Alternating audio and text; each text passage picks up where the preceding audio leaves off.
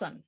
So friends, with that, I want to just officially welcome everybody and to make an acknowledgement that VocalEye is broadcasting to you this evening from the unceded ancestral and occupied territories of the Squamish, the Musqueam, and the Tsleil-Waututh peoples. And as I say every week, we're all joined through the power of Zoom.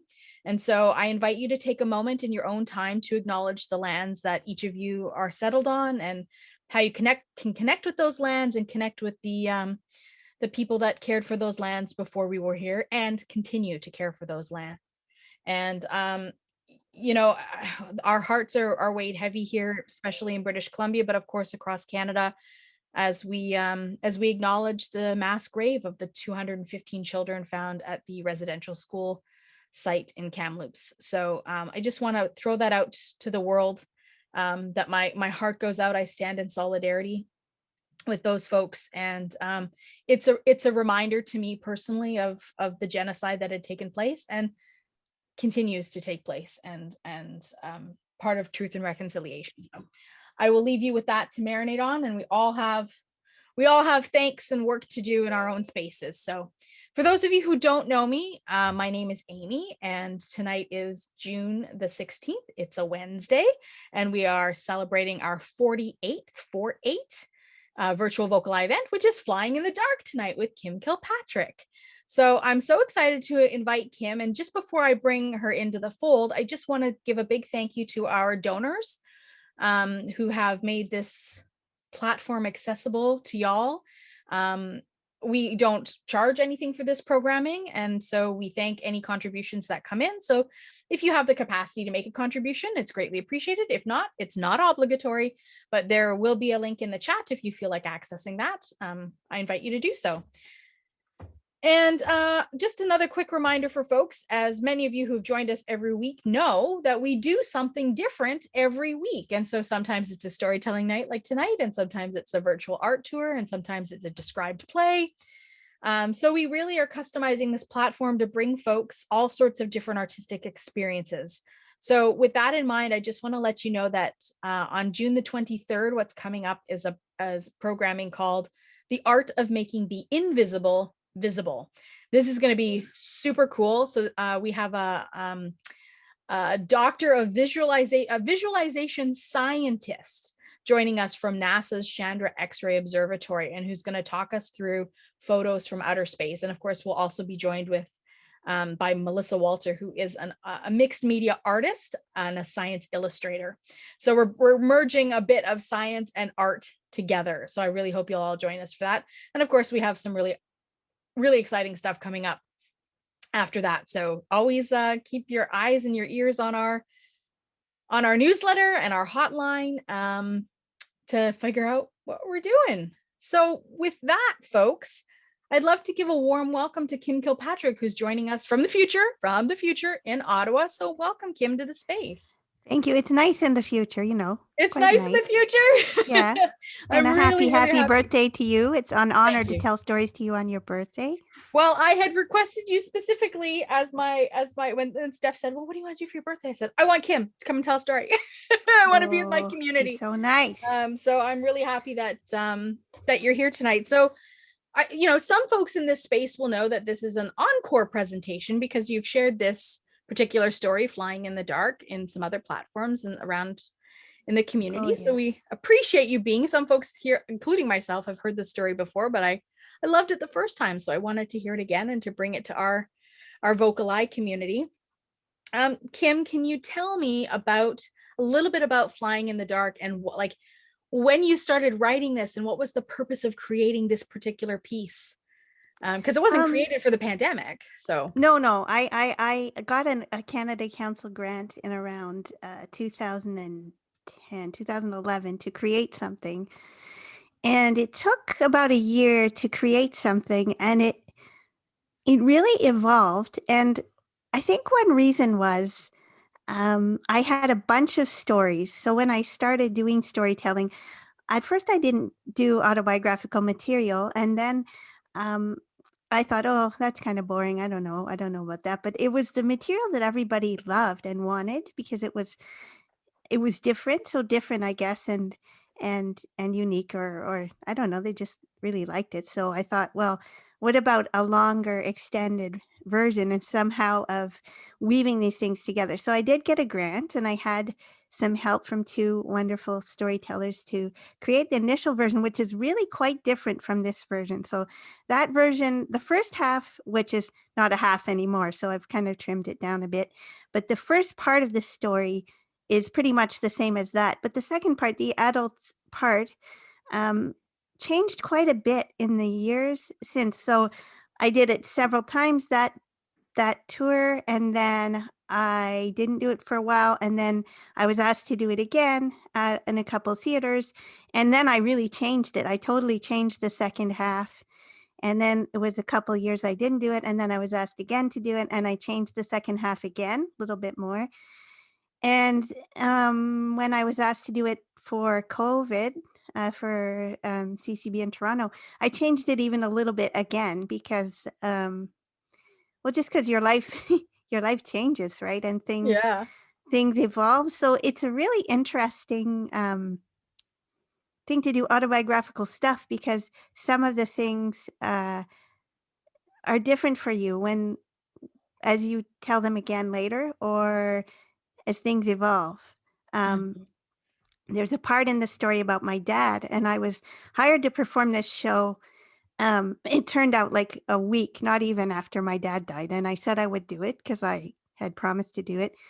And the part in the show about my dad is before it was almost kind of funny and not funny exactly, but you'll hear when you get to it. But when I did it right after he died, it was like it was so sad. Like it was almost, ugh, like it was like a heart wrenching kind of Mhm. part of the show for me.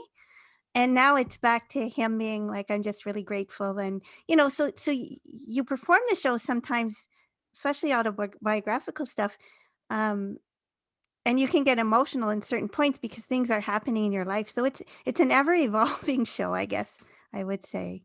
I think that that's probably true to being an artist at your core, right? It's like I Mhm. often ask artists, especially writers, but it's true for almost painters, sculptors, anybody. Like, when is it done? Right? When is the painting done? When is the story done? When is it, when do you just have to say, okay, it is what it is? I'm not going to tinker with it anymore because truly, as an artist, you could go down that rabbit hole and tinker with it forever.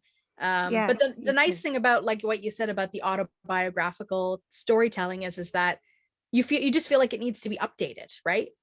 Yeah, Because your life changes. And so I love that. yeah. And one of the things you're doing tonight is different than you've done before because this originally was a stage piece, right? It was performed on stage, and I wanted from the beginning, I wanted to do the whole thing in the dark, and I said that right off the bat, and I was talked out of it by sighted people. They said that would be too weird. No, no, no. And I said, "Okay, I'll do the first 10 minutes and the last 10 minutes in the dark." And ever since, I've really wanted to do it with with just my voice, like, because for me, storytelling is the words and the language. It is not the visuals of me or anything else that they could see around them. It is Mm-hmm. not that. It is I want them to be in my space. I don't wanna be in their space. Not that I don't wanna be in their space, that's not exactly what I mean, but I want them to be in my world. That's basically it. So, since COVID, I have done this show, and I do not turn my video on for it, and, I just they can hear me, and that's what they get because I really feel strongly, and I know you know, Amy, with disability arts, sometimes we bend to the traditional way of doing Yep. things, when we probably should stick to our guns, and I know now I would stick to my gun, but at the time, that was my first show, and since, we've created Raising Standing Life with Tulia, and I'm creating some new work now, I have some money to create some new work, about COVID and blindness and disability and whatever, something else like that.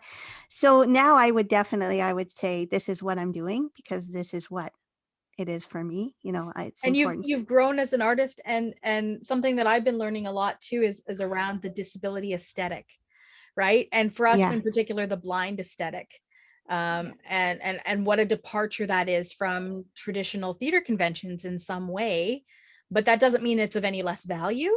But it's different for sighted folks who like sit in a theater, for example, and are wanting to look at something on a stage and it's blackness. Yeah. So, but that, like you said, Kim, it's entering your world. And so for folks who are joining us tonight, you won't see Kim's visuals. You'll have a black screen and you'll just have to sit back and You enjoy. just have to listen Um, to the words. And I think, Amy, the other thing about that is I knew a few people. I know someone who came to the show and put a blindfold on. Uh, mhm. unbeknownst to me, they just had an eye shade and they put it on. And they said they loved it. Like they said at first they were a bit anxious, but then they just really got into it and they really liked it, and I thought that was great, and so sometimes I would give them out at theaters, like, I would say, Yeah. "Okay, if anyone wants to wear it, you can wear it for as little or as long a time as you want," Yeah. and I was surprised how many people actually did wear it for the whole like, once they got into it, they That's just a different way of accessing an artistic experience. well, it's only because this person did it that I thought, "Oh, that's an idea. We could Yeah. give them out with the programs," you know? Yeah, yeah, yeah. I love it. I love it. Yeah, Again, it's the disability aesthetic, right? Or we're gonna do things absolutely. our way to tell our stories authentically, Absolutely, which I think you're absolutely. you're doing really well, really, really well, and I really admire. And I'm so excited to see what it is that you do next, Kim, because I know even my artistic brain is the hamster's running really fast on all the things I could do and what should I do and how I do I know. do them, right? Like that's the Yeah, life of an artist, especially a storyteller. So, absolutely, um, absolutely. in our last couple of minutes before I let you fly, no pun intended, tell us what flying in the dark set up for us, what it is we're going to experience tonight. So, Flying in the Dark is an autobiographical work about how I came to terms with, and I guess we never totally come to terms with, but how as a kid I figured out that I was blind because I've been blind since birth. So, Hmm. um, what I grew up with felt normal and was normal, and how I sort of came into terms with that as a kid. And that is the part that I do often in schools, um, the childhood part. And Hmm. then as an adult, how I kind of then evolved. Okay, so this is okay. I can be a kid who's blind, but what about working? What about studying? What about getting around in the world? What do I do, as an adult? So it Yeah. is kind of an exploration of that, and I also wanted to dispel some myths that we live in kind of a dark, kind of boring world, that our world is not worth much or is not full of things, even though Yes. it's not full of visual things. Because that's sort of the feeling I get from I'm not slamming sighted people, I'm sorry to the sighted people that are here, but it's the feeling I get from a lot of people. It's like, "Oh, that's terrible. Oh, it must be so boring," or you can't get joy out of life or experience this or that, so there's a lot of that in the world, and I really wanted to, sort of dispel some of that if possible Yeah, at challenge them. times, I'll challenge share with challenge you. that view. I mean, I think we all know, logically that we live in a very visual world. That's the nature of things, Yeah. that we prioritize a visual experience. But the other thing about that is that sight loss, blindness and sight loss is the number one feared disability amongst Absolutely. More humans. than cancer, more than More anything. than Yeah, using a wheelchair, more yeah, than so, you know, you yeah, you think about that in terms of, folks who, see now and tomorrow don't. And yeah, then they have to reimagine how they're going to do stuff. And then it's like, then that's where the questions of, well, how do you get dressed? How do you cook your meal? How do you find the bus? How do you go to work? How do you, right? yeah. And that seeps into the lived experience of blindness, that sort of those sort of assumptions of And that that we peer can't. mentoring too, and hopefully some of that gets through to people with new to vision loss, because people have Yeah. come up to me after that are new to vision loss and have said, "This has really helped me." Yeah. That your humor and like the way you talk about it, and I totally get that, and that this is helpful. And parents of blind kids or people that know someone who's losing vision, like, and I it I'm glad if this educates and entertains both, Hmm. and if this helps anybody in any way, I'm really honored that it does, and I'm also really honored that it's a piece of disability art because we're so underrepresented in our genres, so Yeah. Here. And I think, just as we hit 7 o'clock Pacific time, I think one of the other great things is that there's something for everybody to relate to. So even if you aren't somebody who's experiencing blindness, there are lots of pieces to relate to. So Well, I'm really excited to hear it we all again. have experiences, right? Like my Yeah, experiences, it's about the blindness, but we all have bullying people, we all have fun people, we all have, it's all there for everybody. So it does also make people realize, oh, they're just like me. They're like me. yeah. It's just a different issue sometimes. And I So think that's exactly what good storytelling is about, right? Is about being able to connect with folks that are outside your own lived experience. So yeah. Kim, with that, I would love to just invite you and invite our listeners to just sit back and enjoy Flying in the Dark, and I will leave it in your capable hands. This is Kim Okay. Kilpatrick, Flying in the Dark. Thank you so much. So I'm going to turn my screen reader off so it doesn't interrupt me during the time, and we'll get started. A character in one of the wonderful books my parents read to me said she was afraid of the dark. Afraid of the dark? I couldn't understand it. Why would anyone be afraid of the dark? The dark felt to me like a warm, friendly blanket. But I noticed others walked with hesitant footsteps or spoke in high, anxious voices. But I moved around in the dark freely. I spoke calmly. It wasn't that there weren't things in my world that scared me. I was scared of touching squirming, slimy snakes. And I was scared of the squeal of fireworks. But the thing that scared me the most as a little kid was the drain in our bathtub. Because whenever I heard that sucking, gurgling noise, I would leap frantically out of the tub because I was sure that that noise meant that that drain was sucking everything, most especially me, down into its depths, never to be seen again. My world has always been filled with sounds, scents, textures, and words. There were the sounds I loved, like the voices of my family, the ringing of bells and the singing of birds. There were the sounds I hated, like the squeal of the fireworks and that bathtub drain. There were scents I loved and breathed in eagerly, like the pine trees and the world after it rained baking cookies, and scents I hated, like geraniums, fish, and liver. There were textures I loved, like furry animals and velvet, and textures I hated, like the inside of the pumpkin. And then there were the words. There were the words I loved out of those fairy tale books, like flying and dark and dragon.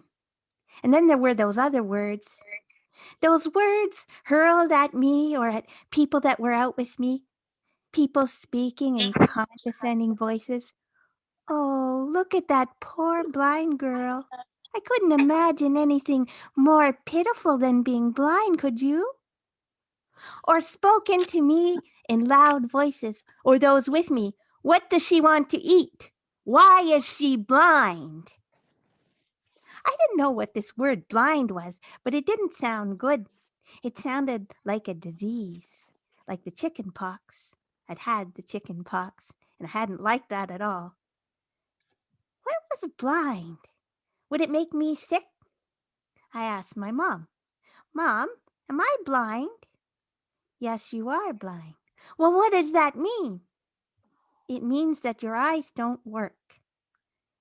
She didn't know what she was talking about. Of course my eyes worked. They opened up in the morning when I woke up and they closed at night when I went to sleep. Tears ran out of them when I cried. They didn't hurt. Of course they worked. Well, yeah, they work for those things, but you don't see what everyone else sees. She didn't know what she was talking about. I could see a little bit of light in one eye, and I could see the sun in the morning coming in through the window. Whether it was dark or light outside, that was what everyone else saw, wasn't it? Besides, I did what everyone else did. I ran around inside and outside. I was learning to swim and ice skate, and I had a bicycle, a tricycle like all of my friends had, and we spent hours riding our bikes round and round the courtyard in front of our houses. I would follow them by hearing the swish swish of the bike tires and hearing the sounds of the bike tires and our voices bouncing off the buildings and the parked cars. And I never ran into them, but I didn't know why I was the only person that would ride my bike off the curb or into someone's flower garden or run into the pole or the jingling parking meter. I loved my bike. And I loved coloring too, until that day when I knew I really must be blind. I was sitting at our kitchen table with my two neighbors, Mary and Diana. We were all coloring. I was making the same industrious scratching noises on my paper that I heard them making. I loved the feel of the paper. I loved the smell of my fragrant markers. Mary was a good friend to me. She had a soft, kind voice, and she had a great laugh that came from deep inside her and made you want to laugh too, and she walked with a quick, light step, like the fairies in the wonderful books my parents read to me. Diana's voice was loud and bossy, and she walked with what I called the stamping foot walk. She came over as I was coloring, leaned over my shoulder, breathing in my ear. I hated when she did that. Kim, what are you doing? What do you think I'm doing, coloring?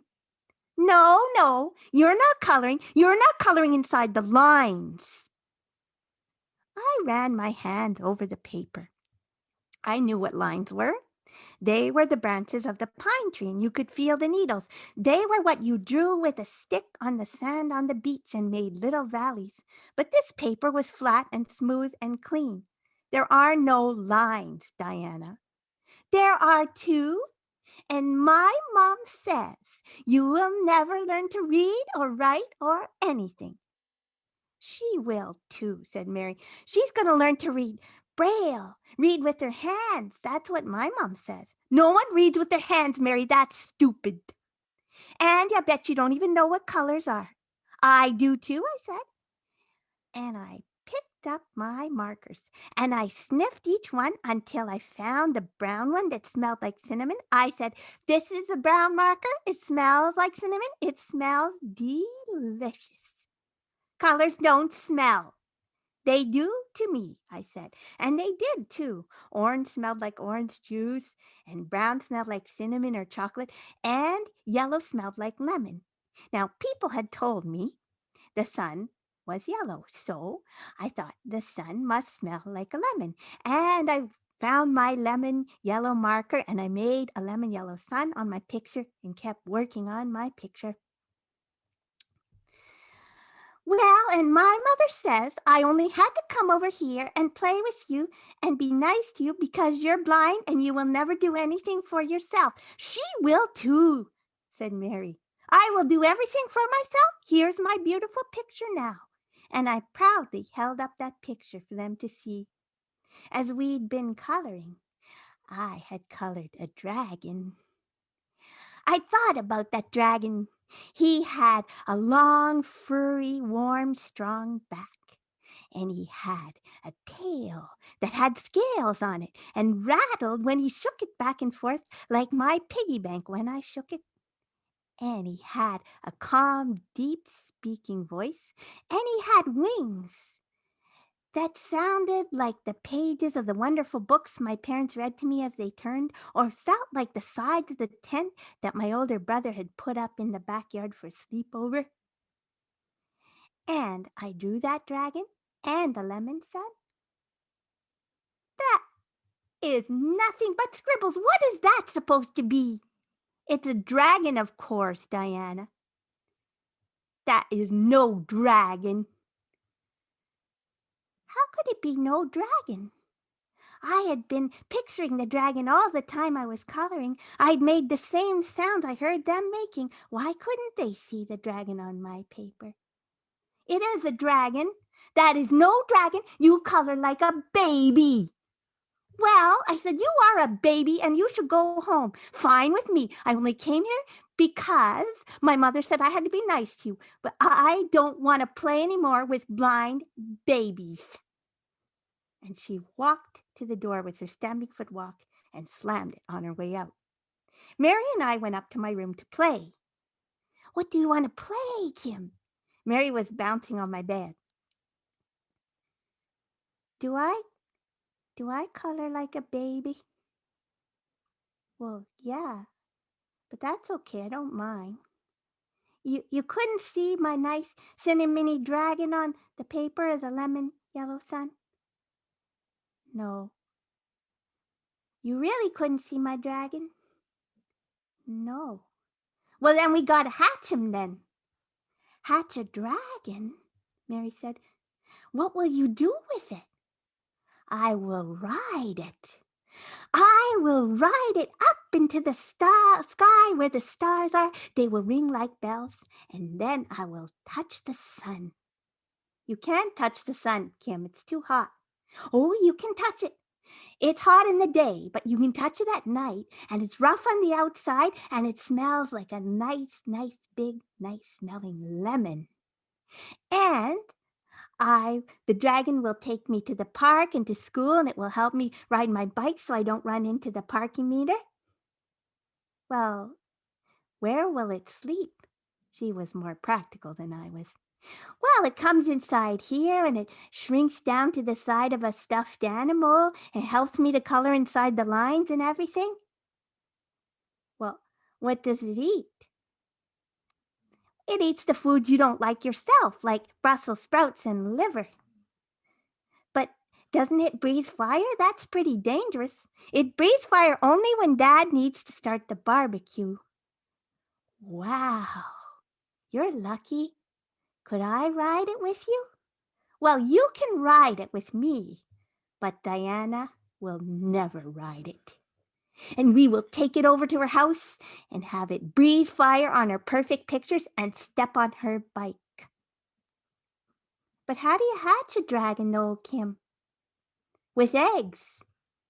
What kind of eggs? This kind, I said, and I pulled from my drawer some of those little foil-wrapped chocolate eggs from Easter. Nice foil eggs that crackled when you squeezed them in your hand. Nice egg shape and nice chocolatey smell. I thought those were Easter eggs, though. Oh, they're Easter eggs when you need them to be Easter eggs, and they're dragon eggs when you need them to be dragon eggs. Well, how do you hatch them, though? Well, you take the foil off so it makes it easy for the baby dragons to come out, and you put them on a nice warm place like the windowsill. And then you talk to them and tell them what kind of a dragon you need so I can be just like everyone else. So we did that. We took the eggs out, 1, 2, 3, 4, 5. We unwrapped those eggs. We lined them up on the windowsill. Oh, Kim, those eggs smell really good. There's 5 here. Could we eat just one? Oh, no, we can't. Because if we eat one, then it could hatch in your stomach. A dragon could hatch in your stomach, and that would feel terrible. Yeah, it would, I guess. Mary went home and I had dinner, and after dinner I came up and I touched those eggs. They were a little bit softer, and I whispered to them urgently, telling them what kind of a dragon I needed to come crawling and wiggling out of those eggs so I could be just like everyone else. And then I went to bed. The next morning, I woke up. I knew it was morning because I could smell the toast smell coming up from the kitchen, and I could see a little light coming in from the window, and I ran to the windowsill, my feet slapping on the cool, smooth floor, and I touched those eggs, and they were softer still. My fingers left dents in them. When I touched them, they felt like fudge. This is the hatching day, I sang to myself, hatching day, hatching day. And then I went and had breakfast. Then I went outside and rode my bike with my friends, singing about hatching day. All of a sudden, bang! I ran right into the jingling parking meter. It sounded great, but it felt awful. As I was picking myself up off the ground, Diana rode over on her bike. Oh, look, everybody! Kim can't even ride a baby bike. I'm going to get a two-wheel bike, Kim. Bet you can't have one of those. Bet I can, bet I will. No, no. Those big bikes are too dangerous for blind babies. And she rode off laughing. But I didn't follow her. I decided I needed to go check on my dragon. So I bounded up the stairs to my room. I opened the door. I ran to the windowsill. I ran my hands all over the windowsill. You know, there were no eggs there. The dragon had hatched. Hello, hello, nice dragon. Wow, wonder where it was. Maybe it was on my bed. I went over and I picked up every one of my stuffed animals and examined them, just in case a newly hatched baby dragon was there, but it wasn't. Then maybe it was scared and hidden under the bed, so I crawled under the bed and I felt all around under the bed and I found a bunch of stuff there, but there was no dragon. But when I was still under there, the door flew open. Was it the dragon coming in through the door? Kimberly Jane, there was a mess of melted chocolate up here on your windowsill. You know you're not supposed to eat food up here. It was my mom. I know, Mom, I said, coming out from under the bed. I know, but what did you do with the chocolate? I threw it in the garbage. Next time, be more careful with your chocolate. And she left, banging the door on her way out. The garbage can. Maybe the dragon had hatched in the garbage can. I went over to the garbage can and I called into it, I will rescue you, nice dragon. But when I put my hands in there, all I found was a mess of melted chocolate. And then I knew no magic dragon was going to make me be like everyone else. I went and sat on our back steps and thought about it. I decided school was the thing. I was supposed to start school in the fall. My parents always said I would go to school and then go to university or college and get a job. And my brother went to school. He was pretty smart. School was the answer. That summer, I did everything I could to get ready for my first day of school. I went shopping with my mom to get great new school clothes and supplies, and I learned my way over every inch of the school playground. I knew everything that was there, and I played on the monkey bars and slid on the slide, and I slid on the slide, and I went on the swings, and not those baby swings with the bars, but the big kid swings that when you pump your legs, you could go flying, flying up towards the lemony sun. The first day of school came and I could hardly wait to get to school. My brother was taking too long. Come on, I got to get to school. Finally, he was ready, and my mom, my brother, and I set off. We opened the big school door, and we heard the nice sound of the school bell, and it had a great school smell. Pencils and erasers and glue and floor polish, and lots of kids there. My mom took me to my class, and we met my new teacher, Mrs. Crow.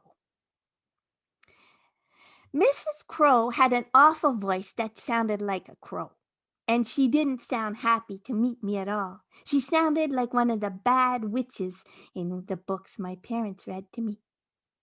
With a cold, heavy hand on my shoulder, she grabbed me, took me to a desk, and said, "You sit here so you don't get hurt."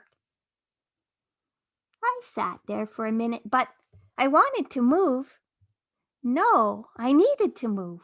I couldn't see what was around me by looking. I had to feel everything. I had to move around the space, feel how big it is, tell how many desks there were, and whether there were toys or craft supplies. She didn't mean I should sit there forever. So I got up and I started counting the desks. There were 1, 2, 3 desks between me and the wall, and on the wall was, "I told you to sit in your desk and stay there so you don't get hurt." And she came and grabbed me and put me back in my desk. The kids came in. Mary and Diana were in my class, and Mrs. Crow told them to sit, one on each side of me. Mrs. Crow asked us what we needed to bring to school. What was the name of our school? And every time she asked a question, I did what my parents said. You raise your hand up nice and high and don't interrupt. but she never picked me to answer any of the questions. It was like I was invisible. The first thing we were ever going to do in our school career is to make a craft. She handed out scissors and construction paper and said we would make shapes.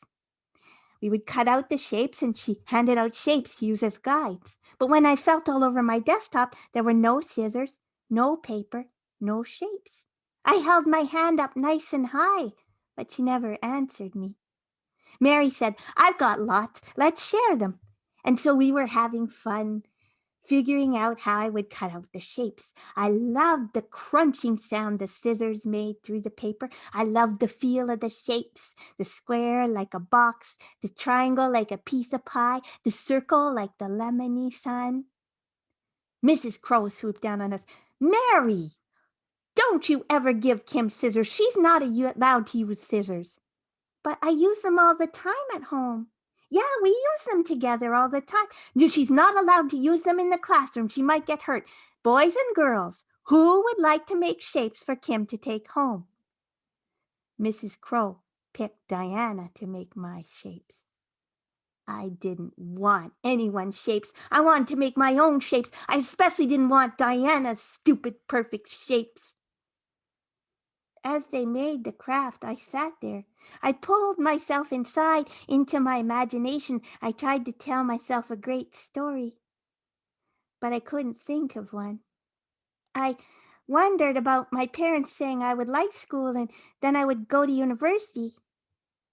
Did they use scissors in university? When they finished, Diana gave me some shapes, and I took them, and I ripped them into little pieces, and I dropped them on the floor under the desk. See if I ever do anything for you ever again, she hissed at me. Oh, Mrs. Crow, I made Kim some beautiful shapes, and she ripped them into pieces. The next thing they did was finger painting, but I wasn't even allowed to do that. How could anyone hurt themselves finger painting? I told myself things would be better at recess. I couldn't wait for the bell. And then when I heard that clang clang of the bell, I jumped to my feet and ran for the door to go outside. Mrs. Crow stopped me and said Mary had to take me outside. Mary said I knew my way. Mrs. Crow said I didn't. When we got outside, we went to the monkey bars. We were climbing when she came and pulled me off, and she said, no, you need to go to the swings. I said, I know where the swings are. No. And she took me to those baby swings that make it feel like you're sitting in a cage with the bars that come down in front of you.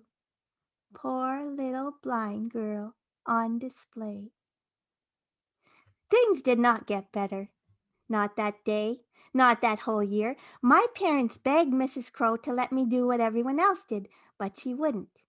Then they went to the principal and asked if they could change me to the other kindergarten class, but he said if they changed me, other parents would want to change their kids too, and he wouldn't.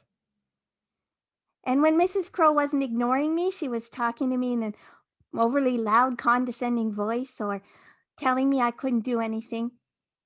But it was confusing because when I was at home, if I said I was blind and I couldn't clean my room or help set the table or do the dishes, they said that is no excuse. It was confusing, but I made it through that school year, and I was glad when it was summer until my parents told me in the fall I would be going to grade 1 on a school bus to a special class for kids who were blind like me. Mary said, oh, you're lucky you get to go on the school bus, a great adventure. Yeah, I guess so. Diana said, it's about time you went to school for blind babies. Shut up, it'll be a great school. But I knew it wouldn't be a great school. I had visions of us all sitting in awful baby swings at recess and people doing crafts for us and not letting us do anything because blind people were so useless at school. I walked very dejectedly into my grade 1 classroom, and I met my new teacher, Mrs. Linden. She had a friendly, cheerful voice and a warm hand on my shoulder, and she let me explore the whole room and touch everything. And she let me use scissors when we did crafts. And just before recess, she showed me a card with dots on it and bumps that I could feel, and she said that was my name in Braille, and after recess I would learn to read with my hands in Braille. So Mary's mom was right. I would learn to read with my hands. And on that recess day, I went to the swings, the big kid swings, and I sat, pumping my legs up, soaring towards the lemony sun, chanting, I will learn to read with my hands, read with my hands, read the Braille. I learned to read Braille quickly. I loved it. It was much better than reading print, I was sure of that. I could write stories that no one else could read. I could read my books in the dark at night under the covers and not get caught. I could read them in a moving vehicle and not get sick. And I got special books in the library that none of my friends got, those special Braille books in the library. What did that word Braille mean? I found out by reading what became my favorite book, all about Louis Braille. He was blind like me, and he invented Braille in France a long, long time ago. And he was a musician. I was becoming a musician. I was taking piano. I decided piano was better than coloring because you could tell your stories and the musical notes could be like your dragon, dragon, deep, rich notes, and high notes of the lemony sun. I felt so great at school and at home. But outside there was still Diana saying blind babies couldn't do anything. I tried to ignore her. Sometimes I could, and sometimes I couldn't. Partway through that school year, they opened a new corner store about a block and a half away from our house. And we loved that because we could save up our allowance and we could go and buy candy. There was only one small stop street to cross, so our parents didn't mind us going there. Some people went there alone, but I didn't. I went with Mary, and we used to love to share candy and laugh and joke. And one day, Mary and I were coming back from the store when I heard that familiar stamp, stamp, stamping foot walk. Hello, Mary. Hello, Kim. Hi, Diana. Guess what I'm doing? What? Going to the store by myself. I bet neither of you can go by yourself. Well, Mary, you probably can, but Kim, you'll never go by yourself. You have to have someone take you. I will go by myself. Yeah, right, she said. When I went home, I asked my parents, why can't I go to the store by myself? Well, don't you like going with Mary? Yeah, I do. It's fun, but I want to go by myself. You should talk to Mr. Hicks about it. That was a great idea. I loved talking to Mr. Hicks. He was my teacher. He was the tallest man I ever knew, and he had a calm voice filled with laughter. He told the best stories. And when he reached down to show me something, his hand came down from a great height like a friendly giant. He was our gym teacher, but also the one that showed me how to do mobility and get around with a white cane. I told him about the store and how I wanted to go there by myself, and he said I could do it and we would work hard at it. I said I would. We had been working at getting around inside the school, so he had showed me how to use my white cane to go up and down the stairs inside the school, to find my classes by counting the doorways. But he said to go to the store, we'd have to learn to go outside. So he started to show me how to walk around outside, how to find my house, and how to cross little streets like the stop street. And then he said I could do it by myself. He would follow me the first time just in case something happened, but I knew I would be okay. So on a beautiful sunny morning, we set off. I knew what I had to do. I walked to the end of our driveway, and when I felt the grass with my cane, I turned left and I started walking down the sidewalk towards the store, swinging and tapping my cane. I heard the sounds of my cane taps and my feet bouncing off the houses. And as I walked, all of a sudden my cane hit something, made a wonderful noise. Clang, clang, clang. Oh, that sounded like a gong, like in one of the fairy books. I swung my cane back and a clang, clang, clang again, just for the fun of it. This was calling the fairies. It was calling them. Kim, what do you need to do? Figure out what this is and figure out how to get around it so I can get to the store. I put my hand out. What beautiful thing was this? It was a big metal garbage can, all dented and everything. I found my way around it and kept walking. I heard birds singing. I heard the sound of a bike as it went by, the swish of the tires. I heard people talking across the street, a dog barking, and then I felt the pavement slope down. That meant I was coming to the edge of the curb. I had to wait at the intersection and I had to listen to hear if there was any traffic. I had to wait till there was no traffic before I went across. I waited and a car came down to my left and stopped, needing to go across the intersection I needed to cross. I waited. The car waited. Kim, what do you need to do? I need to wave him on. Tell him he can go so I can get to the store. That's right. So I took my hand and I swung it across my body, waving him on. He paused for a minute and then he disappeared in the squeal of tires. I listened. No more cars. I crossed that street. And when I felt the curb that went up, I was almost at the store, but I heard a wonderful noise. A beautiful noise. It was a hot day, and I heard the shh, shh, click, click of the sprinkler.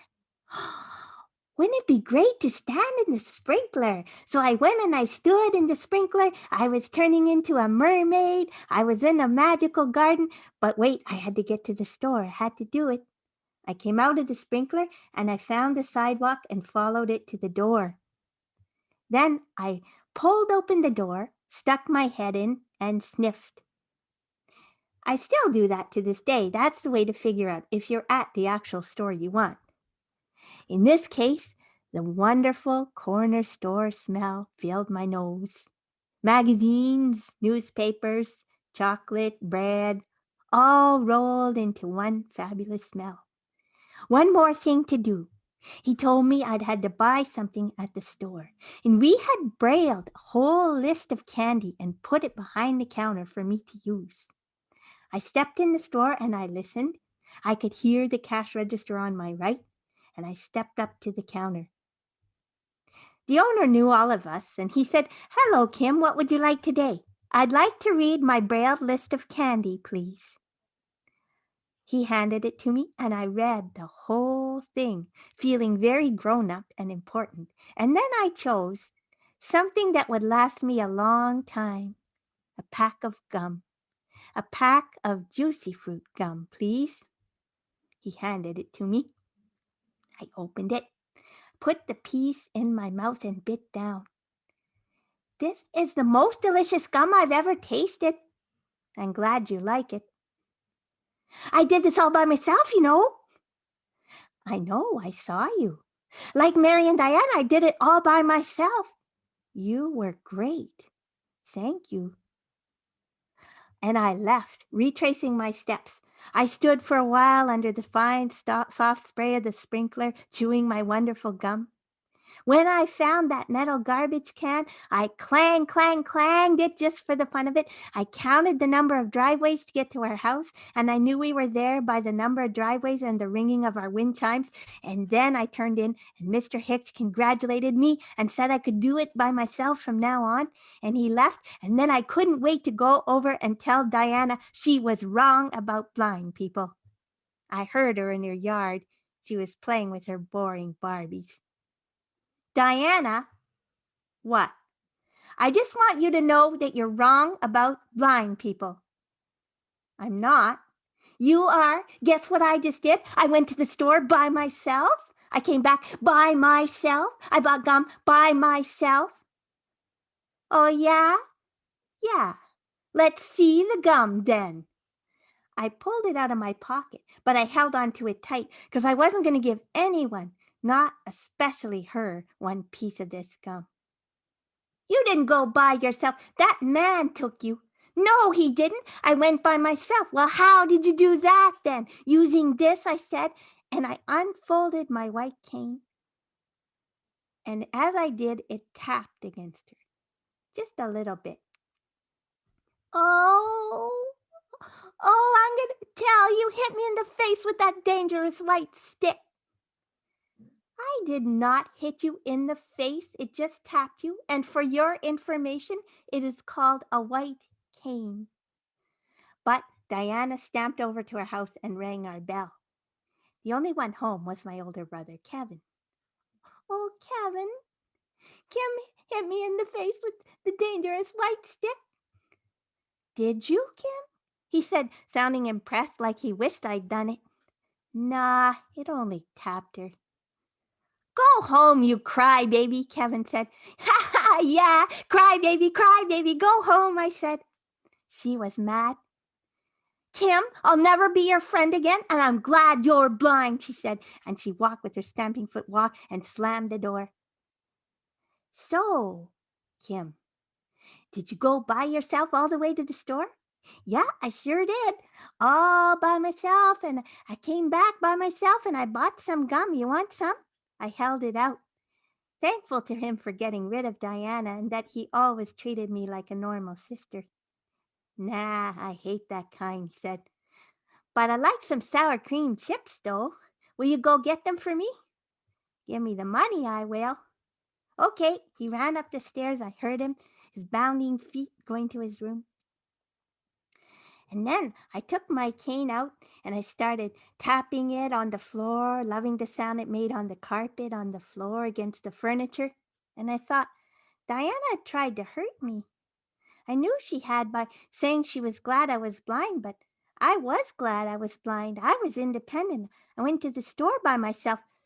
Then I thought about if the power went off in her house, she wouldn't even know how to find her way to the front door. She would start crying, this time for real. She'd say, help me, I can't find the door.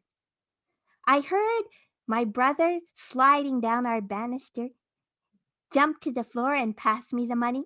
Only sour cream chips, he said, and bring me back the change. Okay, I said, put the money in my pocket, unfolded my cane, and I set off again. As I passed Diana's yard, I heard a scuffling noise. I knew she was there, but I didn't need to talk to her. I needed to get to the store, this time truly by myself, to buy my brother some sour cream chips. Blindness. As I walked to the store that second time, as I immersed myself in school and music, I loved blindness. Everyone said how great it was that I had a cane, and they wanted to see my books and my Braille watch, how amazing it was. But then, when I was going into grade 3, my dad, who was a Canadian diplomat, was posted back from Cleveland, Ohio, where we were living, to Ottawa. And when we got to Ottawa, we found that there were no services for me for school in Ottawa. And I had to go to school for the blind, residential school, hundreds of miles from my family. That first night, sitting in an echoey dining room, hearing the unfamiliar noises and voices, eating food I could not eat and hated, the lump in my throat of homesickness choking me, wishing my dog was under the table so I could feed her some of this horrible food, kicking the table leg. If I wasn't blind, I wouldn't have to be here. At first, the only good thing about school was that on every weekend I could go and stay with my gran and papa, who lived about half an hour from the school. I grew to love school for my friends and most classes and the extracurricular activities I did, music and sports. And I loved Gran's for the food and the stories and how I could help people there. My Gran was always helping people, and she insisted everyone else do it too. Well, she would be subtle in her demands at first. What are you doing, sweetie? I'm just reading my book, Gran. Well, that's nice, my dear. Do you think you could go and take these cookies upstairs to Mrs. Brown? When I'm done the chapter, I will. Okay. She would leave me alone for about 30 seconds. Mrs. Brown doesn't have any other family, you know. Or Mr. Smith has so many good stories. Or there's a piano in that big room out there and no one ever uses it and people are lonely. You should go and play for them. And so you had to do what she said and help people. And I liked that. I felt good that I could help people inside the family and around my grand's place. But as I came to my teens, I wondered what I would do outside of the family and outside of the school for the blind. Would I get a job? My brother had a job in a grocery store, and I was pretty sure I couldn't do that. One morning, I was running down the stairs of my grand's apartment building after helping someone out. I turned the corner and approached Grand's patio, and I heard voices on the patio, Grand's and her neighbors. I saw Kim running up the stairs a few minutes ago. Yes, I just sent her off with some cookies to Mr. Smith. Oh, you must be so proud of her. She's amazing, you know, how she knows her way around here and plays the piano and helps you and everyone and everything. Yes, I'm proud of her, Gran said. I stopped to listen, smiling happy. But you must worry about her too. What do you mean? I mean, it's okay now. She's at a school for people like her, but what will she do when she grows up? Whatever she wants, my Gran said. Well, you can't mean that, really. I mean, she's blind. I didn't want to hear any more. I stepped out quickly, and we talked about something else. But that whole day I started wondering about blind adults and what they did. My Gran read the Bible all the time.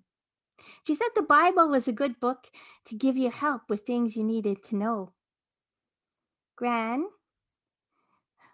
what are the blind people like in the Bible? Well, you remember that God made the blind man see?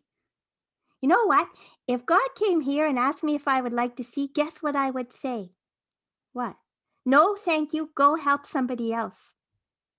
Really? My Gran was surprised. I mean, all of these years, I was praying that you would see. I thought you wanted to see. No, I don't. And and I was thinking that if I could, I would give you one of my eyes. You need your eyes, Gran. I don't need your eyes. I tell you what I do need, though. I need to get a job. Do you think I can do that? I don't know. You're the only young blind person I've ever met. When I got back to school, I asked the school librarian for books with blind people in them. And she gave me a few, but I hated them. The characters in the books were either saintly and sinister. They didn't feel like me. They didn't do normal things, or they were helpless, never leaving the house. I threw the books back on the librarian's desk. This is not what I want. I want to know about blind people who are working, who are doing interesting things. Well, what about Louis Braille? Yes, Louis Braille. I'd forgotten about Louis Braille, that book I had read so long ago.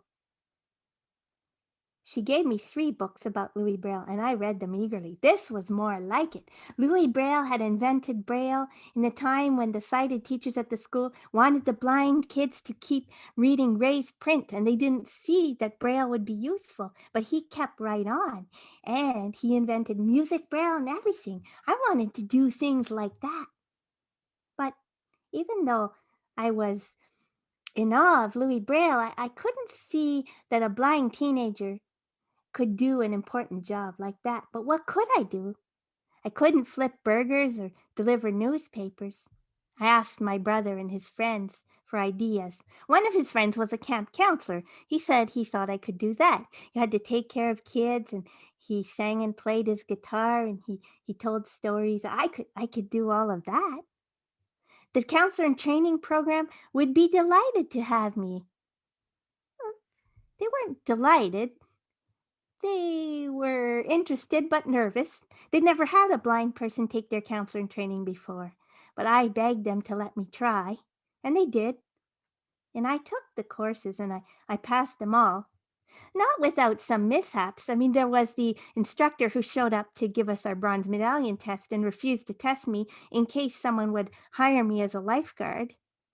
There was the solo canoeing when I ended up at the beach across the lake instead of where everyone else was.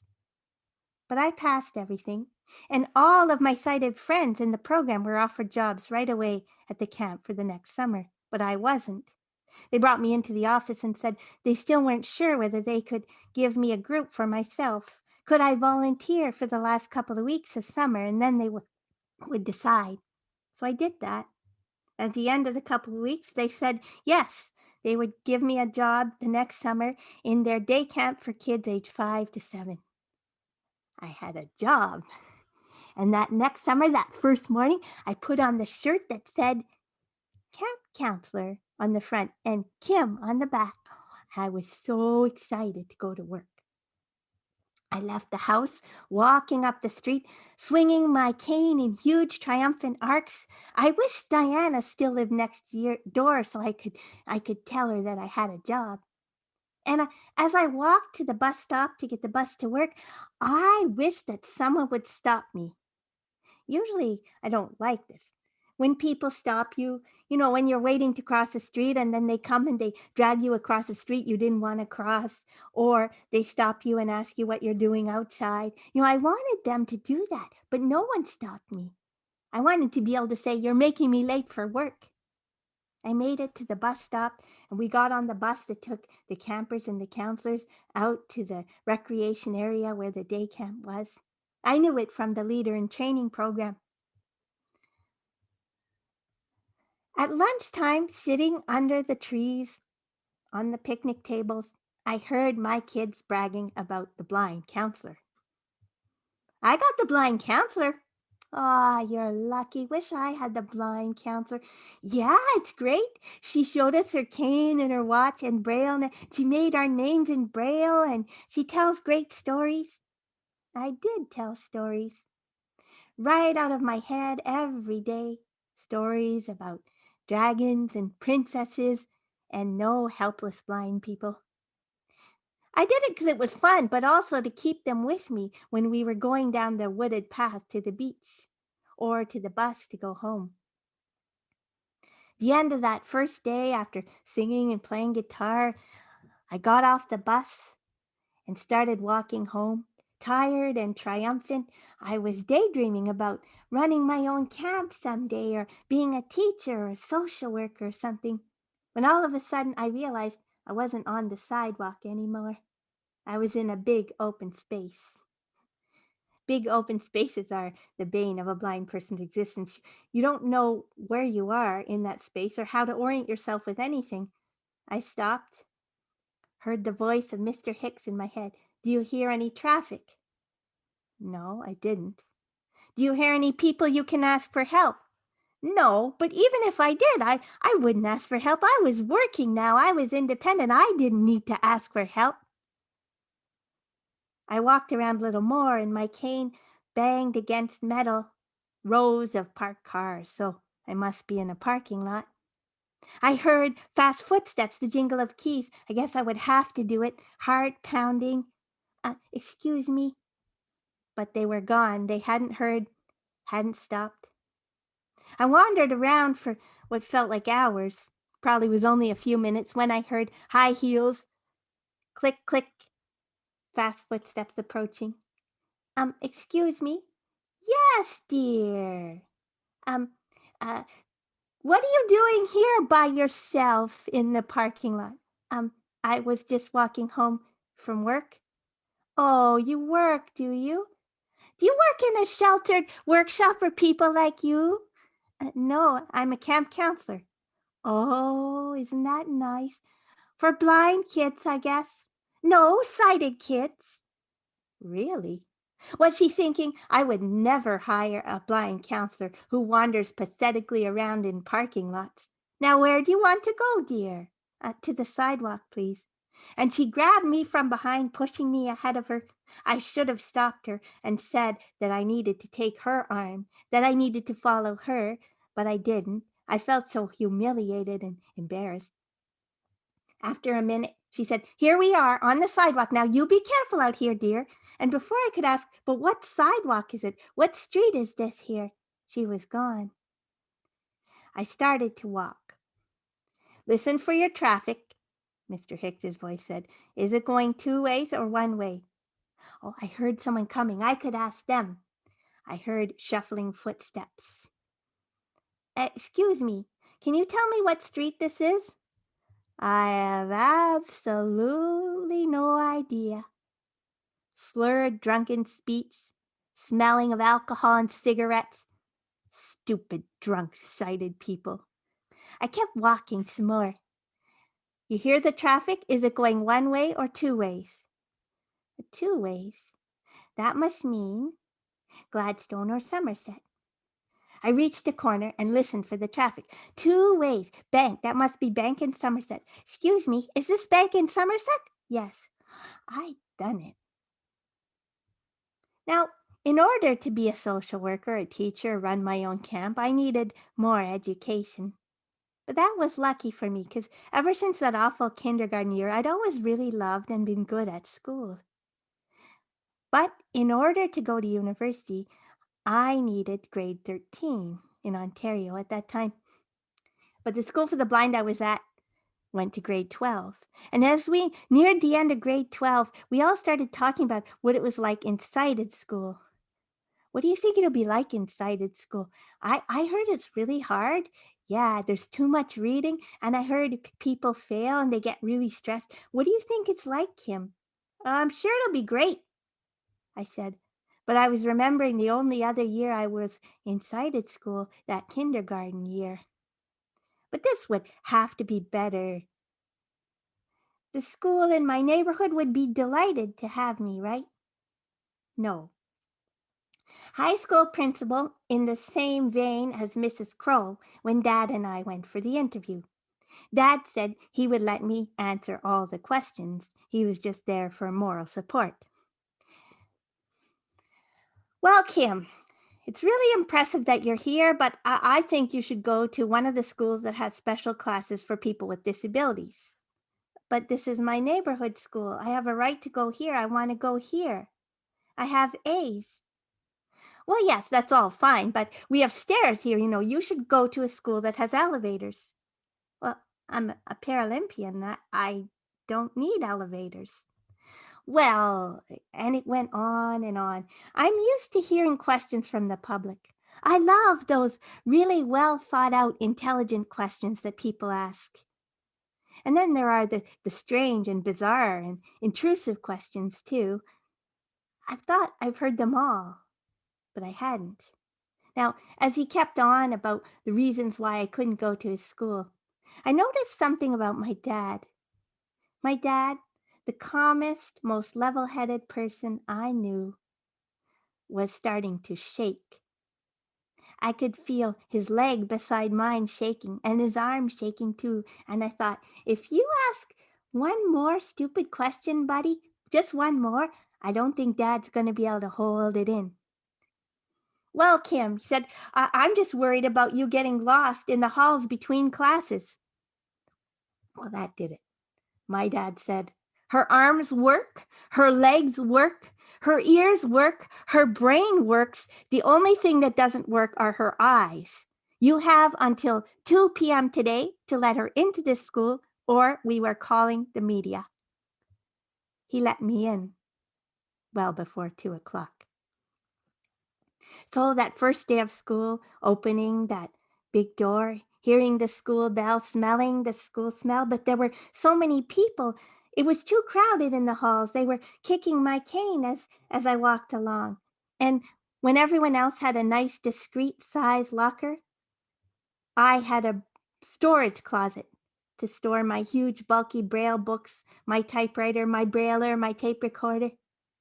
There I was in school, always a curiosity, but never a friend.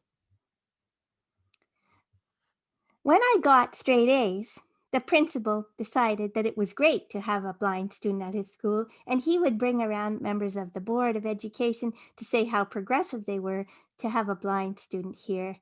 It made me feel sick to my stomach. I thought, University will be better. We'll all be new there, and it'll be a great adventure. An adventure it was. After taking many different courses, I decided to study music. And I also loved literature, so I studied some English courses too. Whenever I read books for English, I always looked for characters that were blind, but I couldn't find any that really resonated with me. Well, if you don't find any there, why don't you tell your own stories? No one would want to hear my stories, would they? I chose to study music and then music therapy. When I was accepted into the music therapy program, the first blind person in Canada to do so, I felt I could do anything. I was on top of the world. I loved that program. It brought together all of the skills I had, helping people, playing music, almost like being a camp counselor, a teacher, a social worker, all rolled into one. And my very first job, working in a unit with people with dementia. My supervisor was a bit worried about that. "Uh, are you sure you want to work there?" "Yes, I'm sure. I love it there." "Well, I kind of thought you'd work with blind people."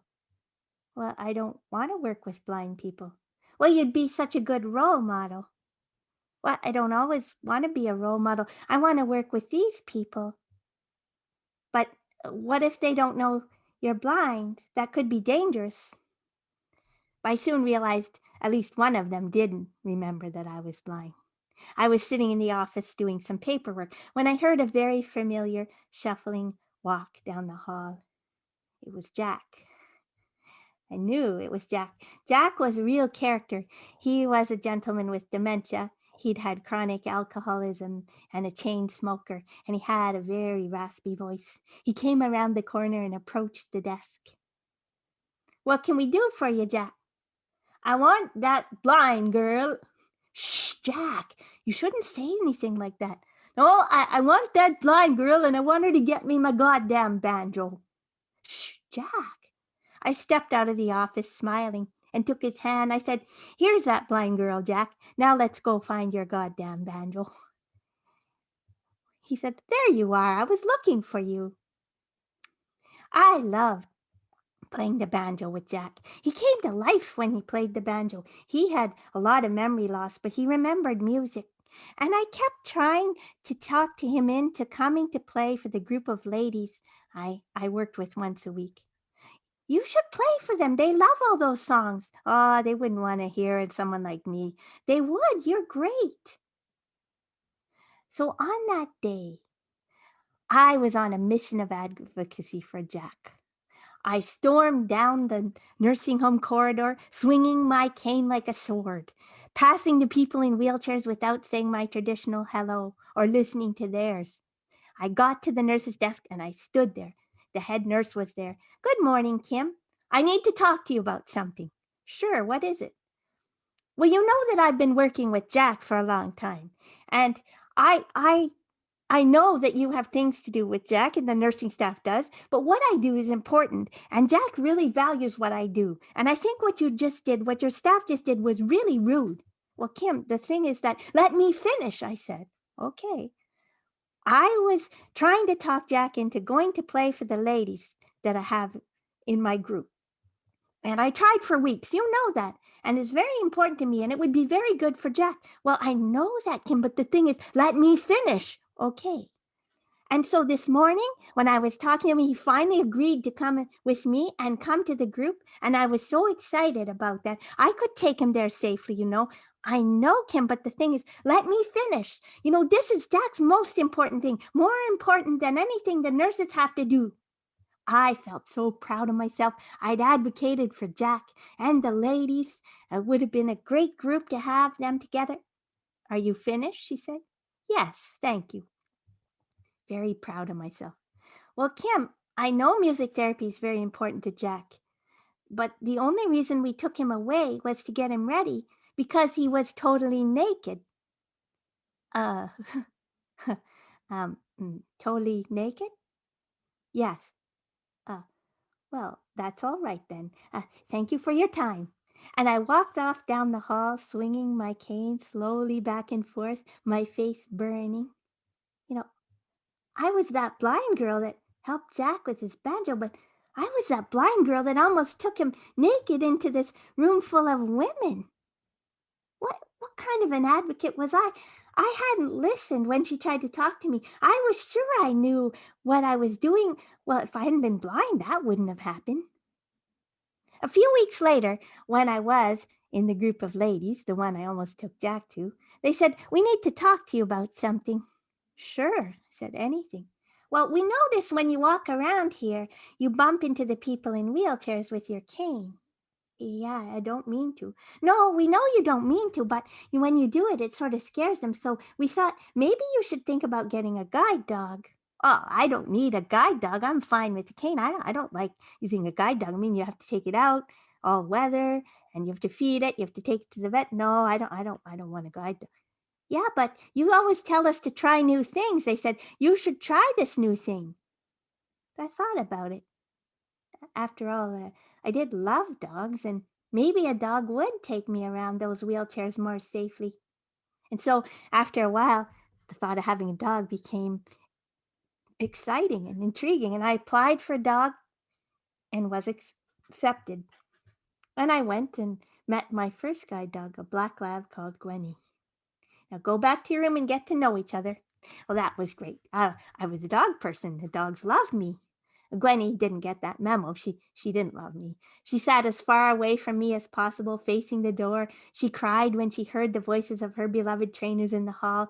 She didn't want to cuddle up with me at all. I thought, well, the first walk. That's what all those wonderful books I read getting ready for class said is first walk will be magical. And so the next morning we had our first walk. I took the harness in my hand and curved my hand around the leather and I said, Gwenny, forward. And I was expecting a nice, beautiful, leisurely stroll, but I wasn't expecting to feel like I'd been shot out of a cannon. I had to trust this dog, and she didn't even like me.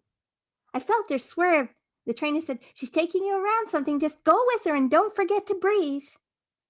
Well, after a few days of hard work and worry, it started to feel wonderful and magical. And then we really bonded, and it was a great experience. Having a dog was wonderful. And you weren't just that blind girl, you're the blind girl with the cool dog. But having a guide dog was heartbreaking. Nearly 6 years into our partnership, Gwenny got really sick. The first I knew of it was we were going up to mail something in the mailbox at the corner of our street. Gwenny loved nothing more than working, and we got halfway up the block and she turned us around and walked home. I got inside, took her harness and leash off, sat on the floor, buried my face in her soft black fur and sobbed. I knew it was bad. I hoped it was fixable. But when the call came, the call that said she was full of cancer and I had to let her go, I did that because I had to. But I felt like someone was hitting me over the head with a sledgehammer. And then I felt guilty for not knowing she was sick, and I felt angry for her leaving me. We were a team. Why had she left me like this? And then I felt angry for being blind. If I wasn't blind, I wouldn't have to go through all this stuff. Have to get up the next morning and go out with the dreaded white cane down the street to the store, walking along, thinking that people were probably looking at me and saying, "Oh, there's that blind girl. I thought she had a dog. What happened to her dog?" If someone asked about Gwenny, I would fall apart. I wished I was a turtle and could pull myself into my shell. And then my cane hit something. Clang, clang, clang. What the hell was this? Right in the middle of the sidewalk was a big metal garbage can. I kicked it out of the way. I made it to the store and back. Somehow 6 weeks later, I got guide dog number 2, then guide dog number 3, and then in 2010, I got guide dog number 4, Tulia. Tulia retired in 2019. 2020, just before COVID, I was all set to get dog number 5. They were bringing him or her to me, and then COVID hit and everything shut down. I'm still waiting for dog number 5, borders to open, instructors to be able to train us. And Tulia, my 4th dog, is still living with me as a beloved pet. When Julia retired in the summer of 2019, I had to go back to using the cane. At first, I kind of made excuses. I'd book an Uber, or, I'd work from home, or I'd, I'd find a way to not use the cane. Well, one morning I told myself, come on, get on with it. Just get out there and do it. The more you do it, the easier it'll be.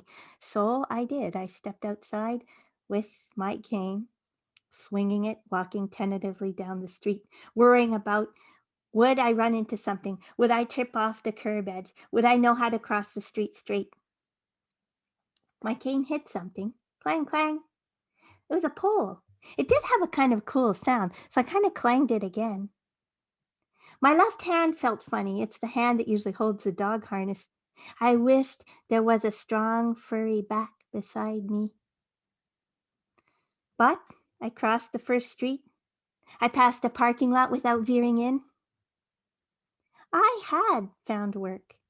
I'd worked as a music therapist, disability awareness speaker and presenter, and I even started and run a program which teaches blind people how to use technology. And I had found a way to tell my stories, weaving them into shows like this one.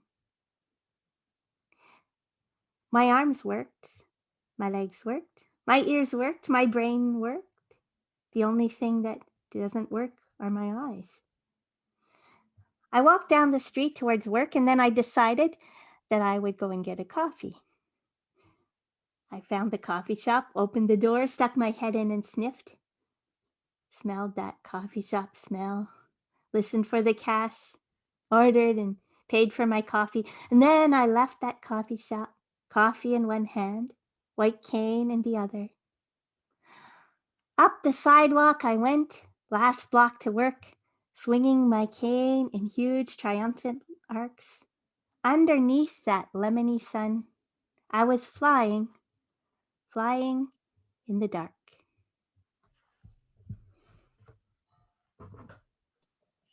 Wonderful, Kim.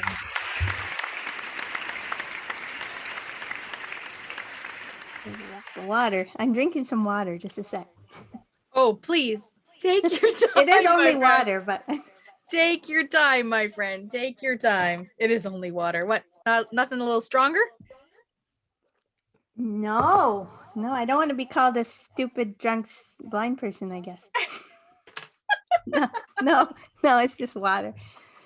Yeah, thanks, you guys. I mean, it's weird not to hear audience. That's one thing I miss with Zoom, right? You don't hear that interaction. But For sure, it's hard to know. And again, we're gonna do a little chat back with Kim. So if you have questions that you'd like to ask Kim or comments you'd like to register for Kim, I invite you to use the raise your hand function if at all possible. Or you can use the chat function. I'll do my best to keep my eyes on the chat, but it is not so easy. No, dueling screen readers or dueling voices is not easy. Well, 'tis the life, right? So I just life. say I'm gonna miss some stuff, and that is my prerogative, actually. That's the way it's gonna be. So Kim, first off, thank you so much for being transparent with your, I don't know, just with your lived experience, because I think, the value of the telling of these stories comes through your lens, right? So that people have an understanding of you, of blindness. They have places where they can empathize and relate to. So I wonder, when you sit down to write an autobiographical story, where do you start and how do you decide what stories to share? Because I'm sure there are so many of them. Oh, it's hard. One rule of thumb, I think, is you have to be a bit distant from a lot of it before you can, because you have to be objective. So there are things in stories that I like, but they're not really stories, or there might be people within my life that don't want to be in, because you always have to check with people, right? You kind of have to say, you're in here. Is it okay if you're in here? Um, and sometimes if you're still really emotional about something, or you're still processing something, I don't know, like, it is hard. It's hard, and you kind of have to write a whole bunch of stuff and then drop stuff. Like usually my scripts are like 5 times longer than they need to be, and then you have to just start to mercilessly cut things out, and sometimes some come back in, but then yeah, you have to view it like it is a work of art. It needs to have a shape, and it needs to be cobbled together. Like some of those things happen, but not like quite in that order maybe, but it's Mhm. an order that makes sense for the art, or there's a lot of things that you have to do. It takes a long time. Each thing takes a long time, and um, you need help from people you trust to hear things and to help you when you can't be objective, right? Because it is your stuff, right? So you need Well, help from yeah, directors or people to help you. let's Yeah. talk about that outside ear, that outside lens, who is, for all intents and purposes, like your sounding board, right? It's, have a listen to this, have a read through this, and tell me what you think is too much, too little, to, what resonates, what doesn't, that kind of stuff. And how do you, because I do this too, when you're creating content, when you're devising work, you overwrite. Oh yeah. And then you have to kill your darlings. Then you have to Yeah. go back and you have to be like, oh, what, I love that piece. What, I got to get rid of that piece. So Well, what's and that the like the other emotionally for you? part, the really interesting part I find with the blindness stuff sometimes is, so there are people who know me, and there are blind people who know me too, and they will read stuff and say, "Oh yeah, it's great." And then one time a friend of mine sent it to a friend of hers who does not know me or any blind people, and they said, "Oh, there's no way they could do. How would they know that?" And it would say something like, when I said I knew it was morning because I smelled the toast, Yeah. because it's almost like you need to put some little tidbits in, or else sighted people that don't know blind people would absolutely say, They there's no need that. way. Like, I don't understand. I don't know. So it's almost good. It's good to have a bunch of different people Mm-hmm.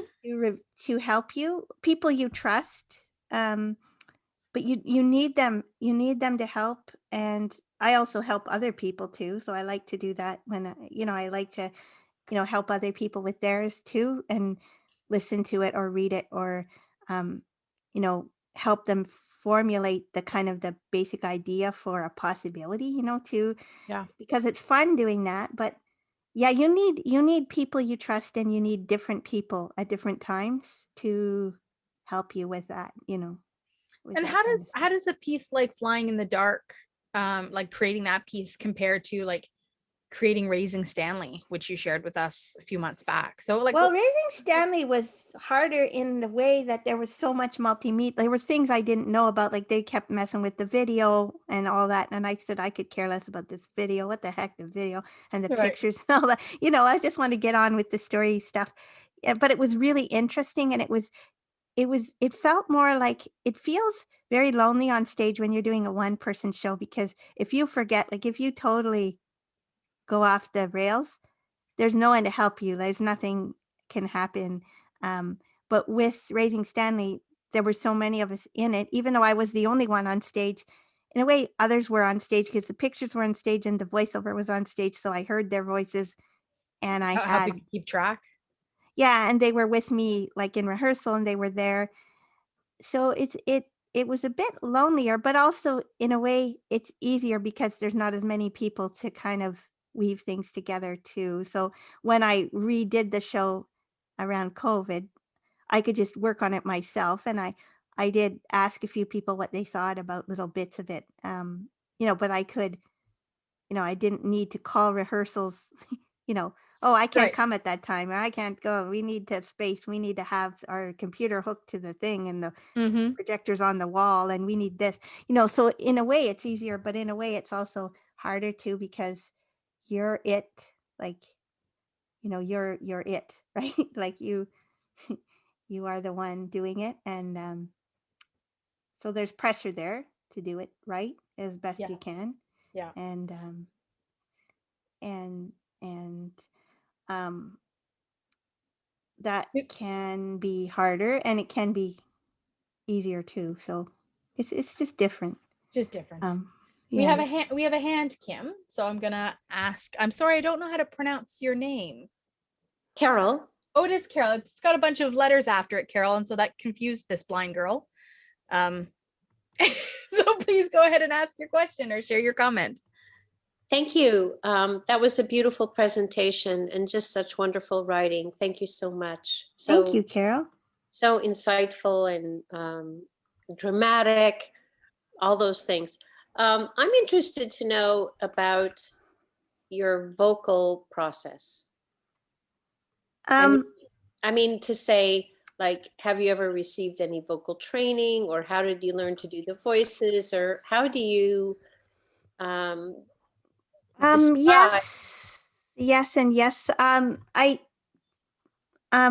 think blind people are such hearing people that they get voices easier than sighted people do, and sometimes, because we're always listening, and that's instead of people watching, we are listening. But I did take some singing, so I did have some training of that. I did do some vocal stuff with some drama people a little bit, but also it's really important to record yourself and listen to yourself. I can't even overstate how important it is, and even though it's so painful, people find it painful to do. If you're going to do this, you have to do that. You cannot just read it off the page. It will not hold. You have to hear the timing, and you have to hear the voices. If you do voices, you have to hear the pauses. You have to hear all that. You need to record yourself. And anyone I help, I say, you got to do it. You do it. Oh, I hit my voice. Oh, I don't want to do, no, no, no, no, no. And that's one way of relearning a show, is to listen back and then take little bits and kind of repeat, little bits. And also kind of, what I usually do is I write a script, and then I put it on my Braille device, and then I read it in Braille back to a recorder, and then I listen, and then I edit that from the listening, what I did. So it feels like pouring things into one glass of water and then into another glass, a different container. You know what I mean? Like you're going back and forth, back and forth. And so that's one way. That's what I do. That's kind of the way I do it, because it's so important to hear yourself. And yeah, sometimes I'll take workshops where, you make sure you're doing good things for your voice. And we did that a lot when I was in music therapy too. So I kind of knew, I knew some of it. And and just listening to yourself, like listening. And then if you have a recording, like they recorded tonight, and I would listen again, like you'll listen again and you'll say, oh, that isn't quite what I thought. Maybe, and especially if you listen with an audience that you can hear, you'll hear where people laugh or where people gasp or and you'll kind of get a sense, oh, maybe I'm too fast there, or maybe I need, this. So it's really important, especially storytelling, because it's all about the words and the language and the voice, and that's pretty much all you've got. So you have to really take care of it, but also you have to use it. You have to know what it sounds like, not just in your head. You have to do that. You have to do that stuff. Yeah, you got to do it in practice for sure. Yeah.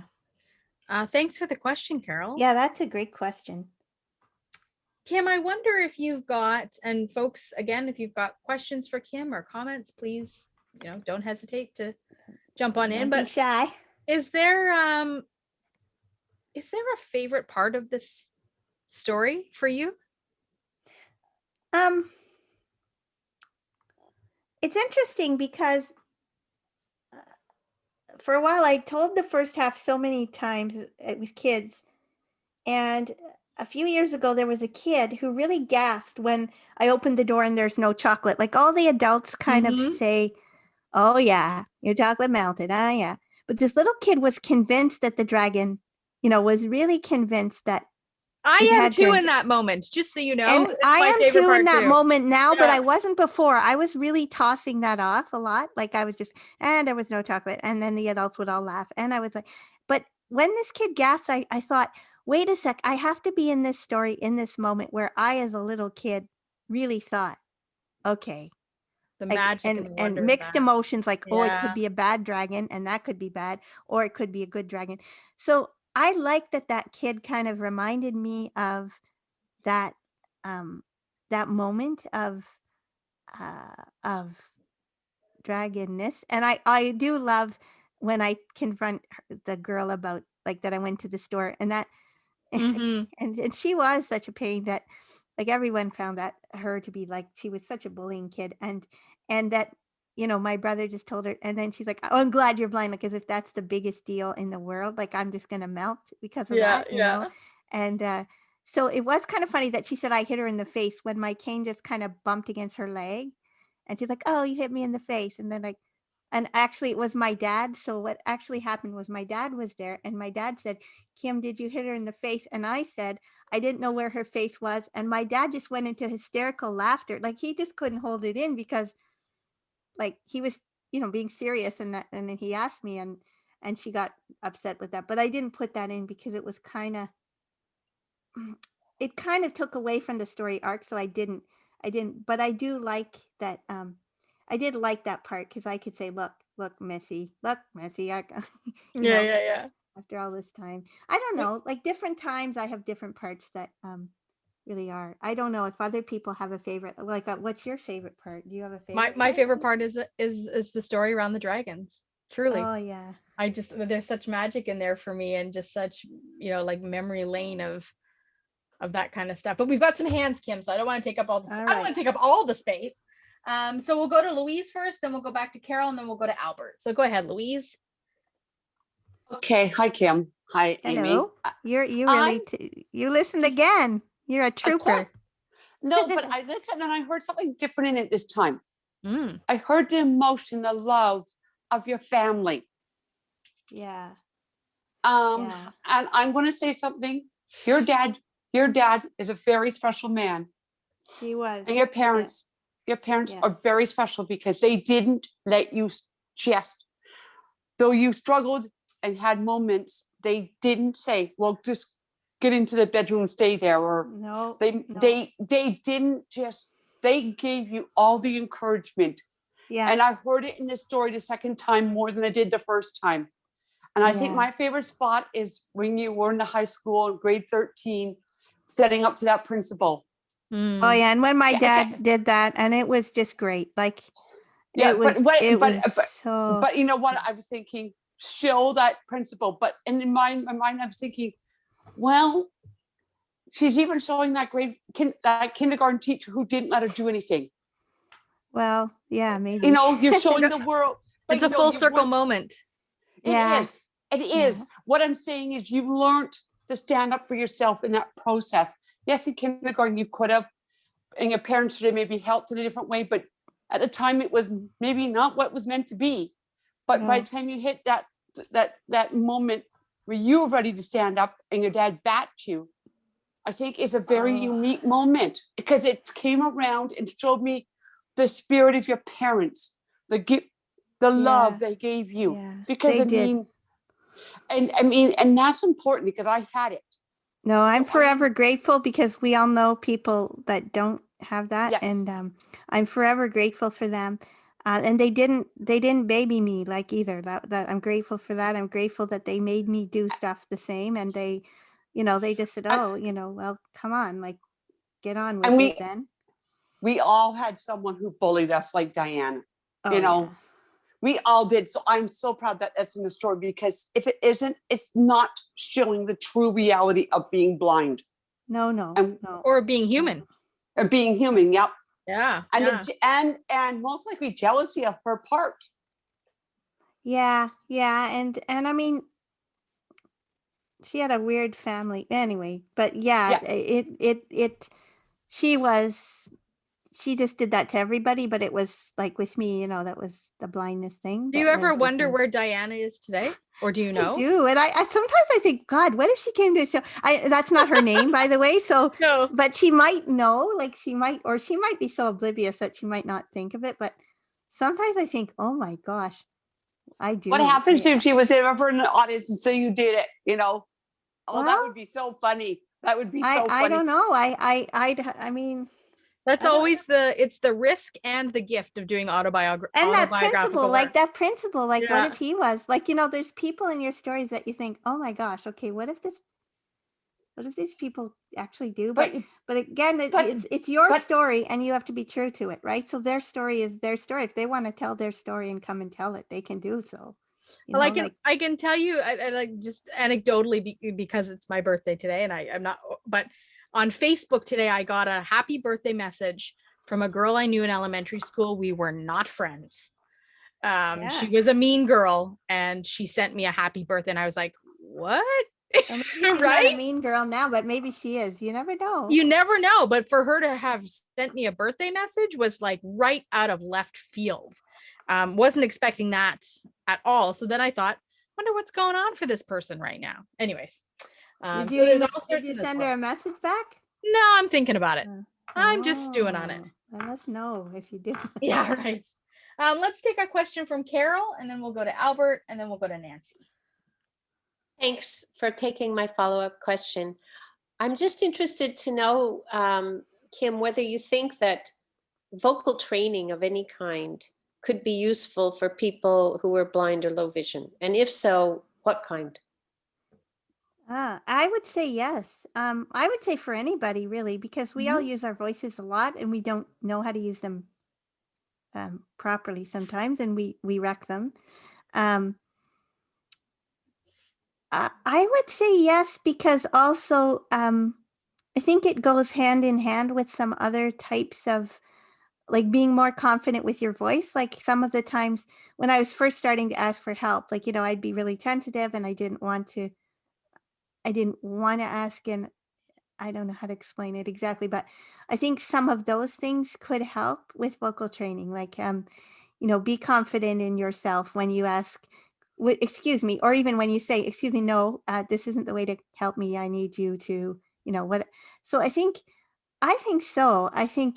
Um, I think it's important for everybody. I do. I think we should all do some.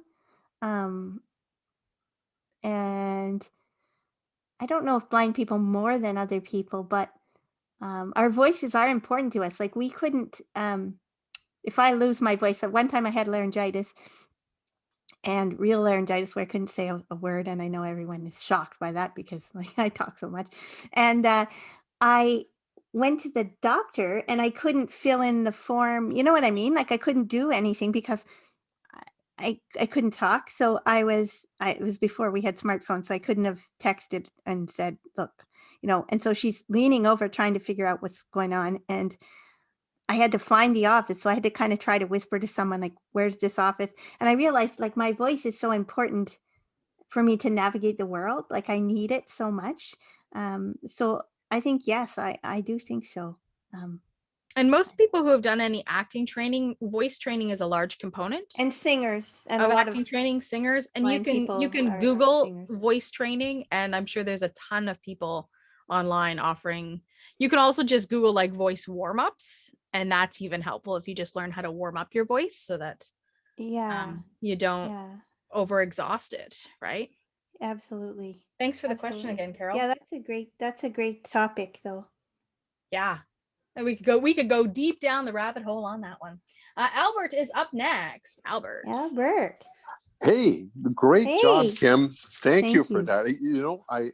I cried and I laughed when I watched Raising Guide Dog show? Stanley Yeah. in Victoria. That was spectacular. This is the first time I've heard this show, and I'm really glad I tuned in. Thank you for a Well, great thank show you, and for sir. updating it. I know this is a show you've done for quite a while, but updating it, bringing it right up to today, and just speaking to Carol's point about your voice, and your inflection, you go quiet, and you have, I just love the way you accentuate and accent some different parts of the show. So I just was really Well, riveted, and I laughed and thank you chuckled and almost so cried much. at the end. It was Means a great. lot coming from you. I really appreciate it. Yeah. And I think the next show or the next piece will probably be kind of heavy because it's about disability and COVID. And so it might be and COVID protocols maybe and all kinds of sort of heavier stuff. But Yeah, I but look thank you, forward to it. Albert. It's wonderful. It's always wonderful to have your support. I really value that from Hey, you. so Thank you. so you're saying to us, you're warning us that bring Kleenex to the next show, right? Well, I don't know, Kleenex. I'm not sure it'll be sad. I'm sort of outraged by this whole. Anyway, it's Yeah. Who, well, who okay, needs so who needs Kleenex when you got long sleeves? yeah, well, there's that. Okay, long sleeves will it long is. All right, sleeves. thanks so much. I really Thanks, thoroughly enjoyed it. Albert. And thanks, Amy, and happy birthday, Amy. Oh, You thanks, Albert. youngster, Birthday, you Amy. sweet 16 Thank you. and all that stuff. Yeah, that's how old Happy she is birthday, right now. Amy. And One that's of- from one Brenda. of- That's from one of- Brenda as well over Thank there. you, Brenda. One of my Hi, blind Brenda. one of my blind friends said to me, "You don't look a day over Kim. over 30." Thank you, Brenda. Nice to say hear that your again, voice too. Amy. I said one of my blind friends on Facebook today said, "You don't look a day over 30." No, And I of said, course you don't. said the blind guy, and he said, "Just Yeah. take the compliment." I You said, "Well, don't the sound a silver, day over 30, and Kim Yeah. doesn't sound a day over 20. the Thank silver you, lining that's is right. right. We'll never see our own wrinkles, we and that's won't. okay We by won't. me. We'll feel young forever. That's right. Yeah. All Thank right. you. Good job. Thanks. Thanks, Thanks guys. so Thanks. much. Thanks, Albert. Thanks, Brenda. Thanks, Brenda.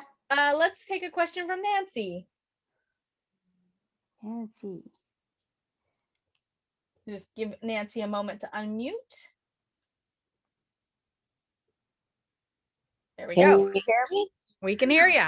Yes. Happy birthday, Amy. Oh, thanks, know. Nancy. Appreciate that. And Kim, what a good story. I like the story that you didn't, the lady was talking, you wouldn't let her hear and did that. Oh my You God. were blind. Oh my That- God. That was, That nurse, I tell you, I worked with her for many years, and every now and then she'd come up to me and hug me and just whisper to me, "Naked man, naked," and then we just start laughing our heads off, just totally cracked up laughing about it, and she would do that every now and then, just every now and then we'd have a little laugh about it. And she said it was so funny the way I just looked and oh yeah, no. and do you know what's really funny is you talked about your school. I was deaf in school, so I had to wear a hearing aid. And my teacher, Miss Godfrey, would take me right to the front and say, "You sit here and listen." I go, "I got my hearing aid. I don't need to sit close to you." But she wouldn't. No one come near me. But I always wanted to play band, and she wouldn't let me play band. And this girl would come, "Oh, you're not good enough. You're not good enough." Oh, And this is like when I was young. Oh, But I proved that I can play band. 30 years That's later, terrible. a girl came to my cashier lane at Superstore, and I said, "Oh God, I know a girl named Mary that used to live in Victoria." And you know what? We've now reunited. She was on my lane, and she couldn't remember what she did to me Wow. at school.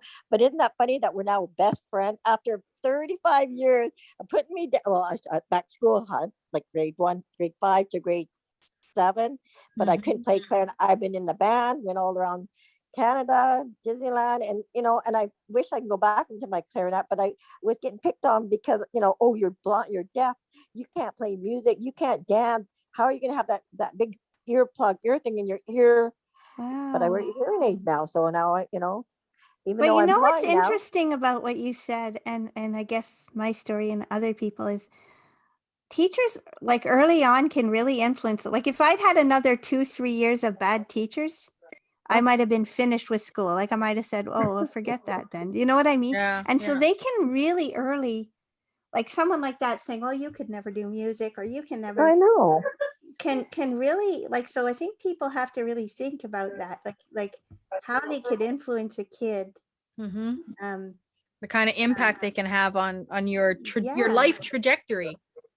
yeah, they really can. So it's so and it's interesting what we remember from those Yeah, times. and then what's really funny is I went to a nightclub and the guy goes, "Oh, you're dancing." I go, "You're dancing by yourself?" I go, "Oh, I just love music." He goes, "Oh my God, but you're blind." So can I dance? I can dance. I can do anything.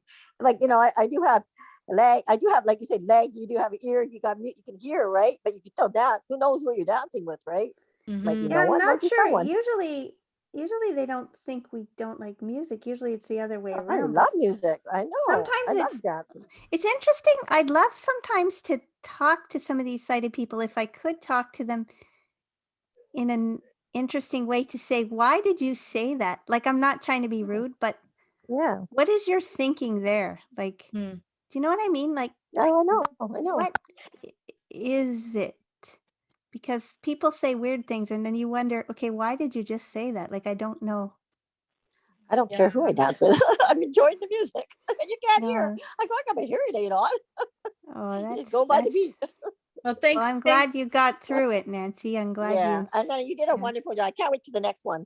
Thank you. Thank you. Thanks, Nancy. And we have a hand from Myra. So let's give Myra some space to Myra, it's late for you. Myra, it's late for me, late for you.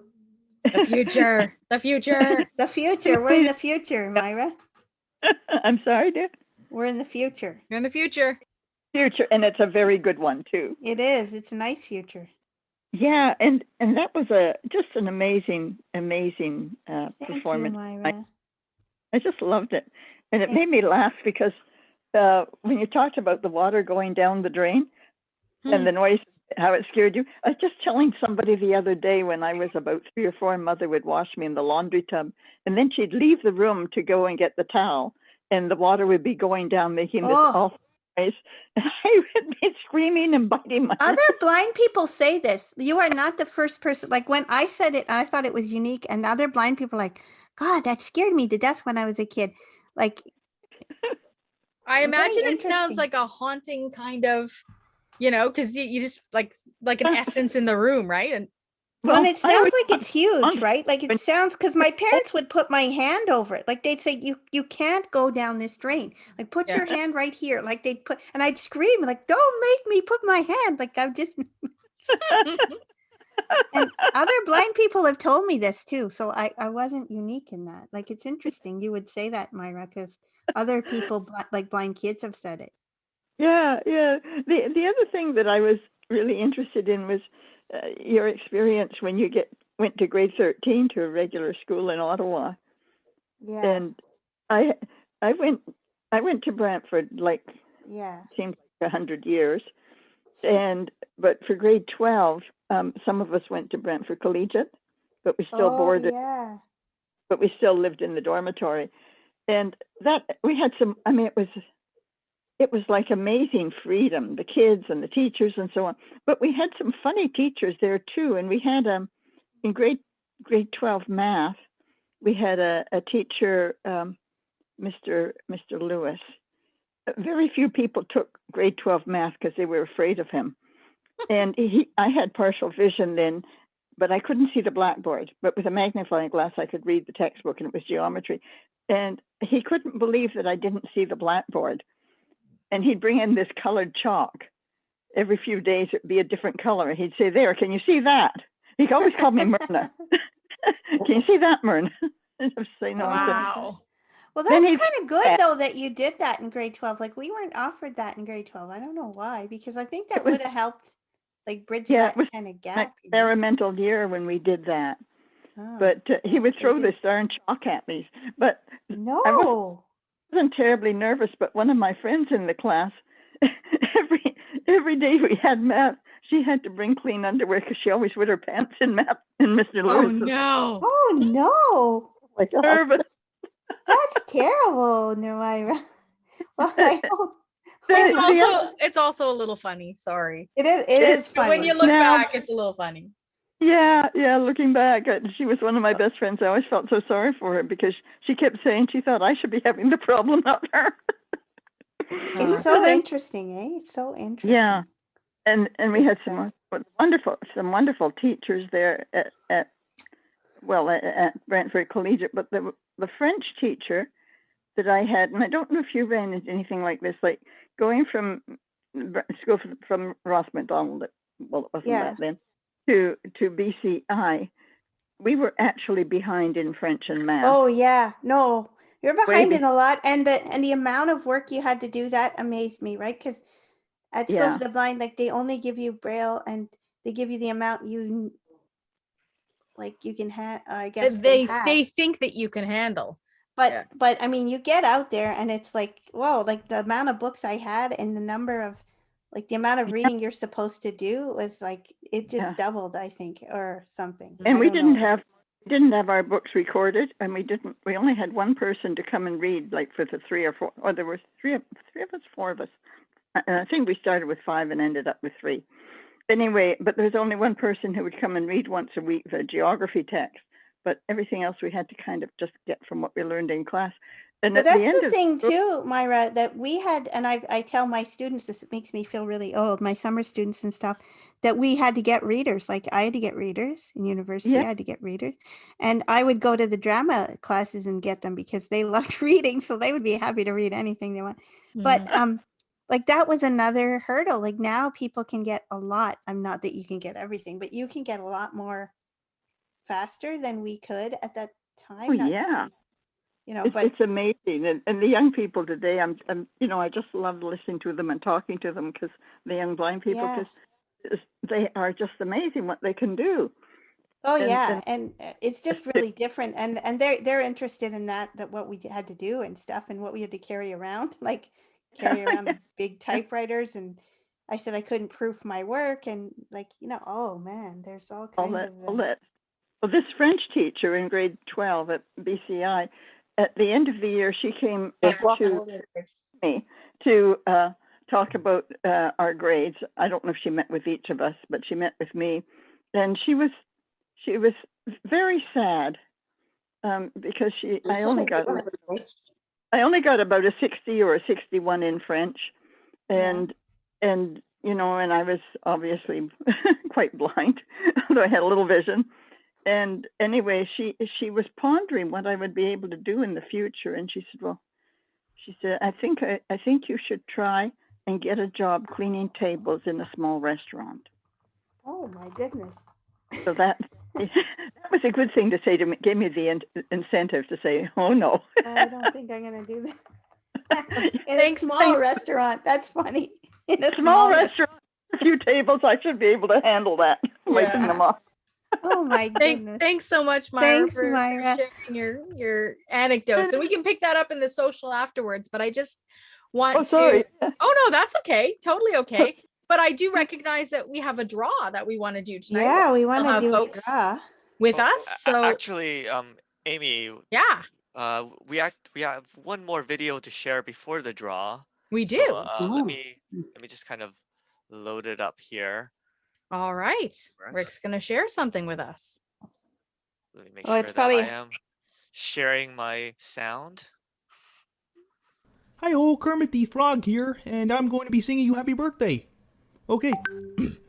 Happy birthday to you. Happy birthday to you. Happy birthday from Kermit. Happy birthday to you. Okay, so that's the end of the song. Now I'm going to leave you to have a very happy birthday. Yay! Wow. Thanks for that. I was wondering why I wasn't made aware in our team meeting of this extra video. Oh, I love Kermit the Frog. I love him. Thank you, friends. That's very lovely. This is the best way to spend a birthday, with my community, with my friends, with my people. Beautiful art. Oh, it's a lovely way to spend a birthday. So thank you, everybody. Kermit the Frog. I know. You gotta love Kermit. Is that a voice you can do, Kim? No, I can't do it either. Can you? No, not even close. No. I'm not even gonna try. I'll butcher it. Kermit the Frog. I always liked that he called himself Kermit the Frog, like not the Frog or Kermit the Frog. The Frog. Oh, we've got one more hand from Peg, so let's take a last hand from Peg, and then we'll do our draw. Hi, Kim. Can you hear me? Hi, Peg. Yeah, gotcha.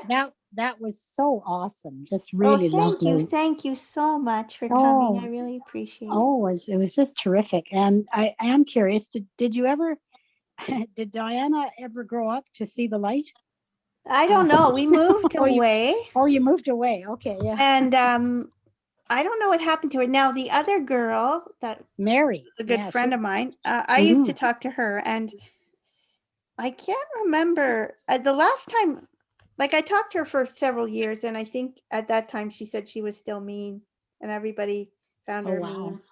So I don't know. I mean, maybe she did. I hope so. She had a weird sort of family situation where her brother was actually killed by a car when he was like 12 years old. Like, I mean, at the time, of course, kids don't think about it, but there was a lot of weird stuff that was going on in that family. And I hope they found a peaceful. Yeah. Like, I hope it was probably low self-esteem or whatever. I don't know, but I hope she found her way out of it. Like I do. Yeah. Hope so. you know? Mhm. I don't know. Yeah.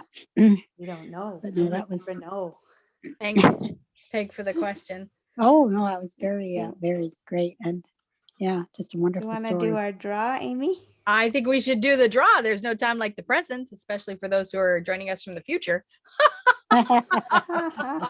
Okay, that's enough. Maybe of in me the laughing at future my they own know who jokes. won the draw. Do That's they right. know who won it? That's right. We should ask that. Yeah. Me, So it's me. let's bring Sarah out, and we'll get Kim and Sarah to do the job. So Kim, I wonder, you could yell out stop when you're ready to pull the name, or do you have another? I'm gonna yell out dragon because you said you had a favorite. That was your favorite part. Awesome. Well, I'm gonna leave you in Sarah's hands, and she's gonna shuffle the names. So Go ahead, just Sarah. tell me when you want me to start, Sarah, like to think about it. Kim, just at any time you're ready, please say the magic word. Dragon. And our winner tonight is Ishtar. Ishtar, is Ishtar still on the line with us? Hi. I can't Ishtar, believe it. congratulations. You won. You won. Oh, I won. There And you go. after, that was the like, I loved your work and your story and your Thank you. presentation. Thank you so much.